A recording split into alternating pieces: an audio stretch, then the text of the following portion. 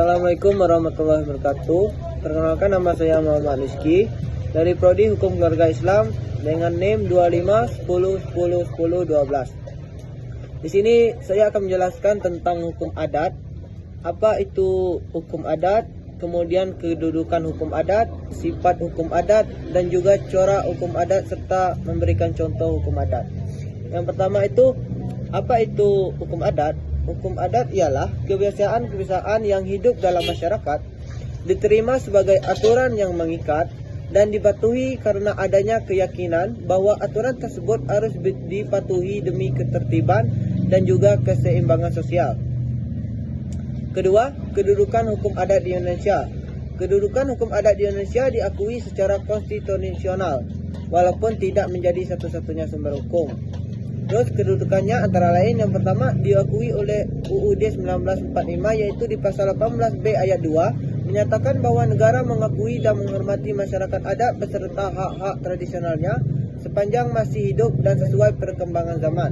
Yang kedua itu menjadi sumber hukum yang tidak tertulis. Hukum adat menjadi hukum yang digunakan oleh pengadilan adat, penyelesaian sengketa di desa, bahkan dapat menjadi pertimbangan hakim di pengadilan negara. Yang ketiga, hidup berdampingan dengan hukum nasional, yaitu berfungsi terutama pada bidang waris, tanah, perkawinan, dan juga pidana adat.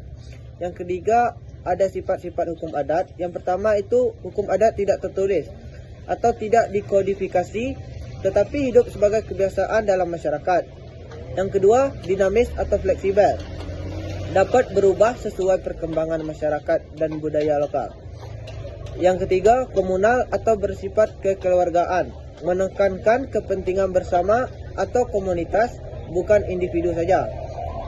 Yang keempat, memiliki unsur magis atau religius.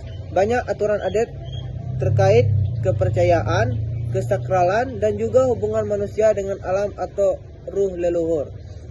Yang kelima, konkret dan kuistik atau penyelesaian berdasarkan kondisi nyata dalam suatu kasus, bukan aturan baku yang kaku. Yang keempat, ada corak hukum adat. Yang pertama itu ada komunalitis atau menempatkan kepentingan kelompok di atas kepentingan pribadi. Yang kedua, kekeluargaan atau keputusan adat, biasanya musyawarah mufakat. Yang ketiga, magis dan religius. Adat sering dihubungkan dengan pantang larang, ritual, dan juga hubungan dengan alam. Selanjutnya, tradisional atau bersumber dari tradisi leluhur. Yang kelima, sanksinya bersifat sosial atau lebih menekankan pemulihan keseimbangan, bukan pembalasan. Adapun contoh hukum adat yang secara umum ialah yang pertama, adat waris atau waris matrilineal. Ada di Minangkabau, yaitu harta turun ke garis ibu. Yang kedua, waris patrilineal atau Batak, harta turun ke garis ayah. Adapun contoh